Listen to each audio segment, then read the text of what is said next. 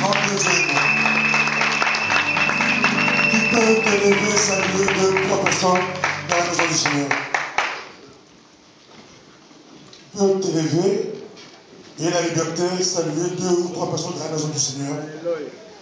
Dites-lui que tu es content ou contente de l'avoir dans la maison du Seigneur.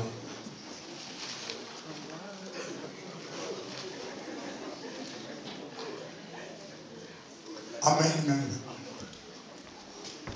Notre Dieu est bon. Ce matin, nous allons partager la parole du Seigneur. Nous bénissons notre Dieu car il est Seigneur.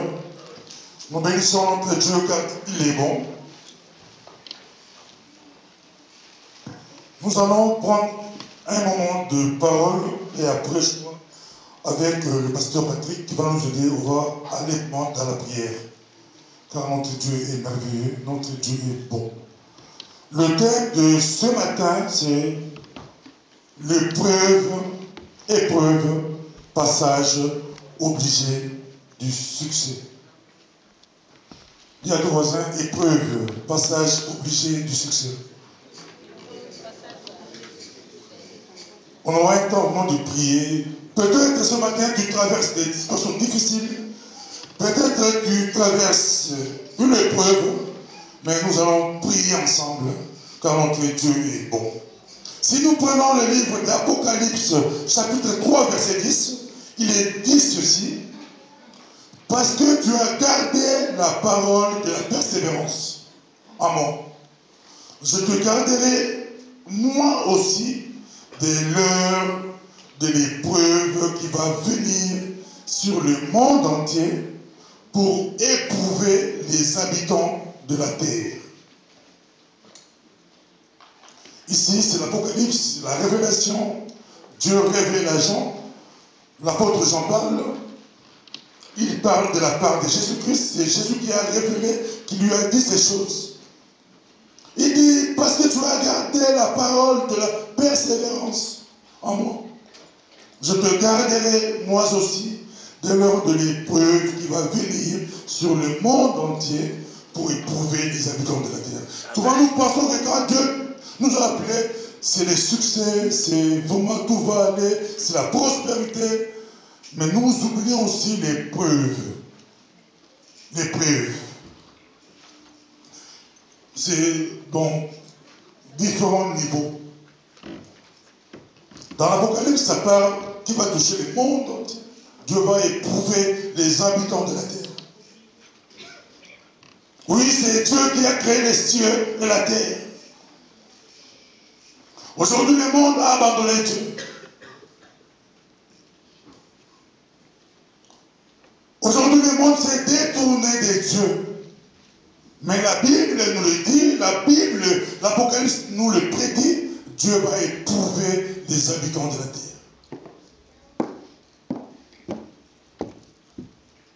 Mais à nous, croyants, à nous chrétiens, il est dit, comme tu as gardé la parole de la persévérance, comme toi tu as gardé ma parole, moi aussi je vais te garder. Oui, nous gardons la parole, nous marchons avec la parole dans ce monde corrompu, où le péché est là. Le monde nous montre autre chose, le monde nous présente autre chose. Et ce n'est pas facile d'être chrétien dans ce monde, de garder la parole. Et nous gardons la parole. Nous gardons la parole. Et Dieu dit, je vais te garder, te préserver. Oh, j'aime ces paroles. Mais par rapport à l'Église, l'église corps de Christ, l'église universelle, l'église de Jésus-Christ, l'église va passer encore des temps très difficiles. L'église, dans l'histoire, a déjà passé des temps très difficiles, où on a tué les chrétiens, on a brûlé les chrétiens.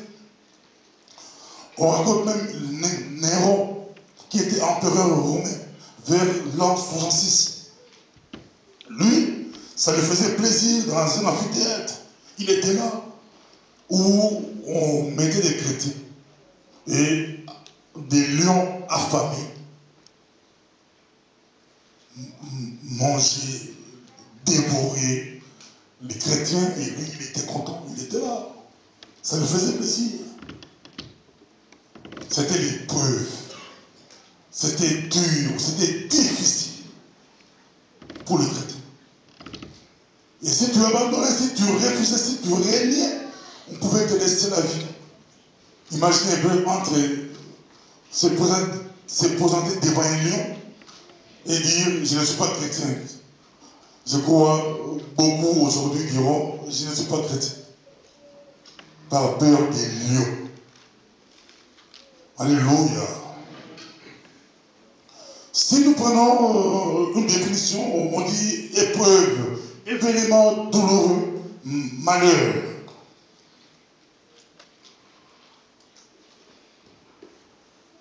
C'est un test qui permet de juger la valeur de quelqu'un. Mettre à l'épreuve. L'épreuve. Je te garderai moi aussi. Oui, nous servons Dieu, nous servons un Dieu fidèle, nous servons un Dieu juste. Souvent, nous nous posons des questions. Est-ce que Dieu voit? Dans votre famille, dans votre vie, vous traversez des temps difficiles, vous vous posez des questions. Nous venons, on prie pour nous, les pasteurs prient pour nous, et on ne voit pas la main de Dieu. Peut-être que nous pensons ne pas voir la main de Dieu. Mais quand nous croyons, si nous avons la foi, quand les pasteurs prient pour nous, Dieu agit directement. Car c'est un Dieu fidèle. Amen. Hein? Amen. Alléluia. Amen. Peut-être la matérialisation, tu peux le voir après. Mais souvent, étant humain, étant des hommes, c'est vraiment difficile pour nous. Nous avons les promesses de Dieu, tu as les promesses de Dieu dans votre famille, tu as les paroles de Dieu, mais en réalité, vous traversez des temps difficiles. Et souvent, comment approcher un jour le pasteur a dit ici, souvent nous voyons facilement les païens dans notre entourage émerger facilement par des moyens qui ne sont pas corrects. Mais toi, garde la parole. Alléluia. Amen, amen. Alléluia. Amen. Toi, garde la parole. Puisque tu as gardé la parole de la persévérance, moi aussi je vais te garder à l'heure de l'épreuve qui va secouer le monde entier, qui va bouger le monde entier. J'aimerais bien qu'on puisse lire quelqu'un. Si on peut lire rapidement quelqu'un, cet homme s'appelle Joseph. Nous prenons le Genèse chapitre 39, verset 1. On va se baser sur l'histoire de Joseph et d'autres aussi dans la Bible. Genèse chapitre 39, verset 1.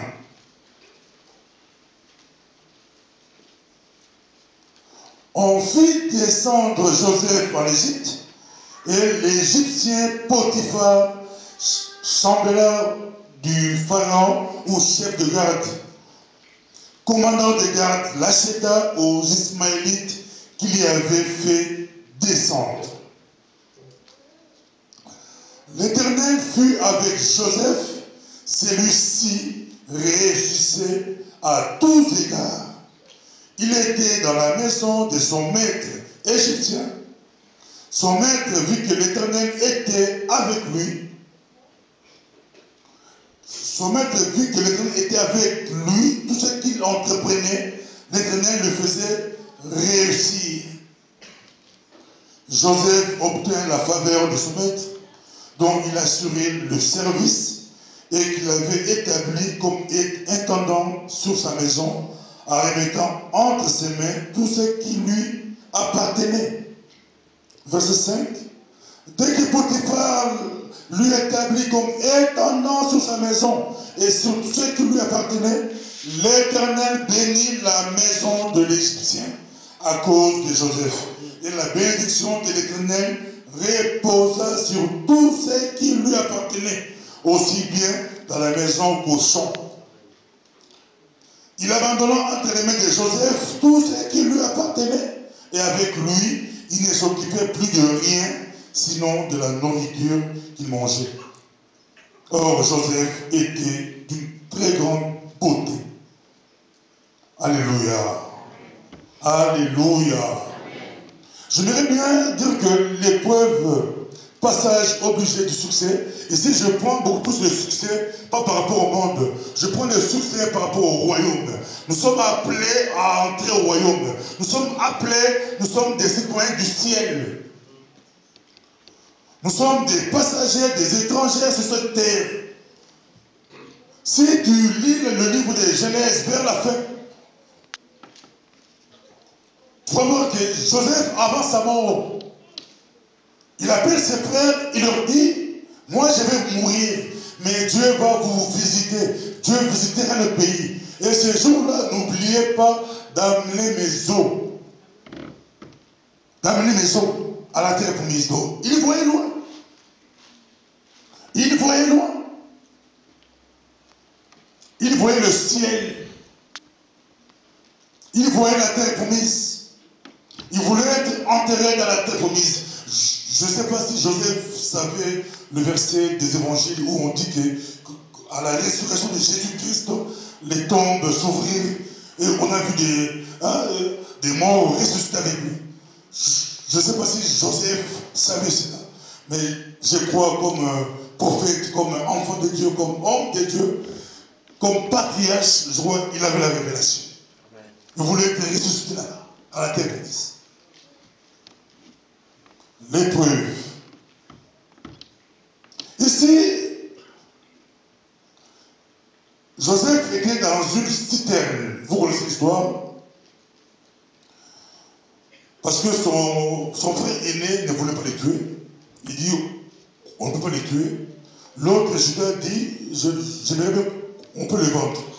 Il a été vendu chez des Ismaélites, les marchands, qui allaient vers l'Égypte.